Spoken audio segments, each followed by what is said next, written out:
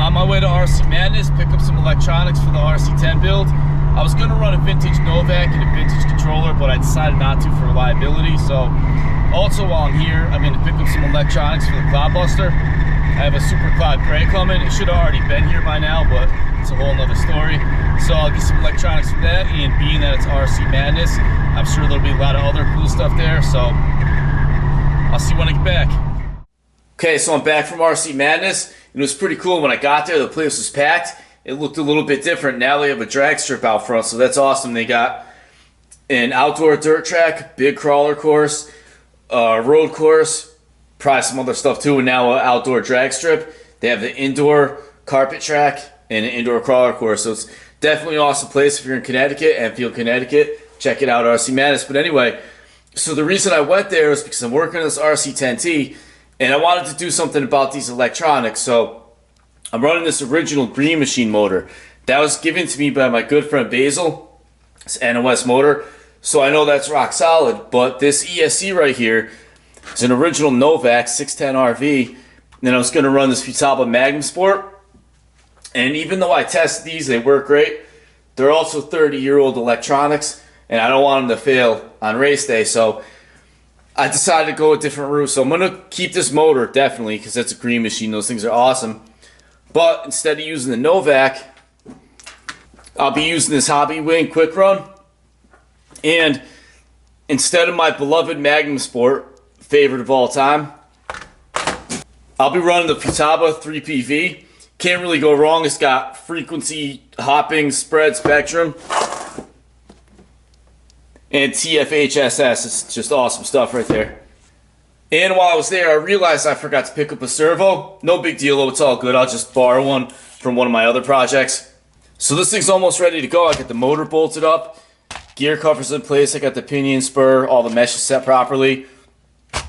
I was supposed to get electronics for the Super Cloud Gray that I have coming while I was there, but the reason I forgot was something else got my attention.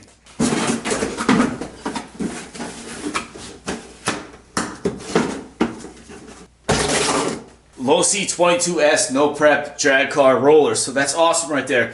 That explains why RC Madness has a drag strip. And I was big into drag racing for a long time.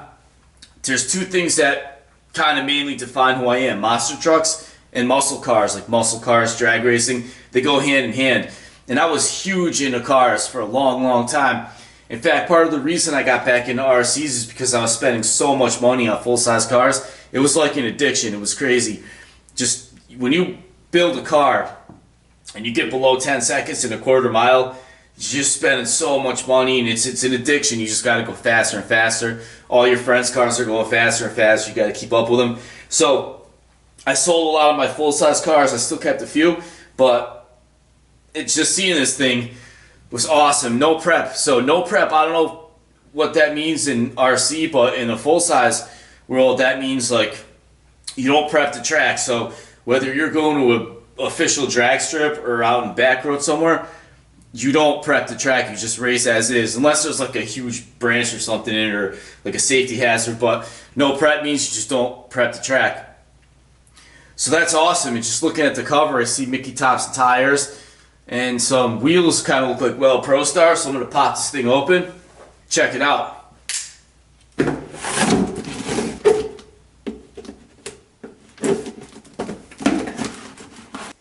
Nice, look at this thing, Losi quality right there. Look at the Mickey Thompson slicks. Definitely look like Well Pro Star wheels, aluminum chassis. Lots of adjustability in the suspension. It's kind of weird though, it's independent rear suspension. I'd definitely like to see a solid axle. Problem with independent, you can get a lot of wheel hop. I don't know, RC being so lightweight, I don't know if that would do anything. But it would be cool to see a solid axle.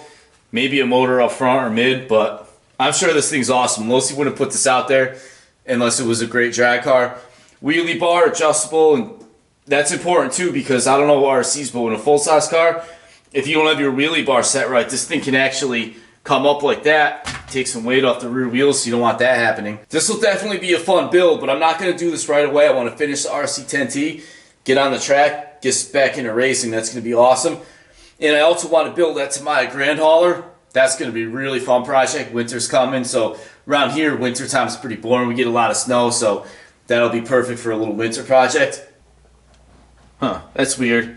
It's got an open diff. It's not a posi. That means it's a one-legger. What that means is when you do a burnout, only one tire is going to spin and everybody's going to laugh at you. Should be pretty easy to fix.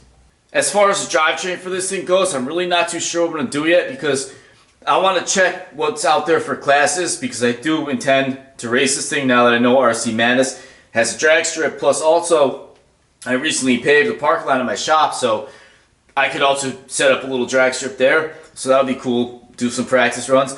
But I don't know what they have for classes and everything. So like in a full-size car, you have a lot of different classes and you're limited to what you can and cannot do.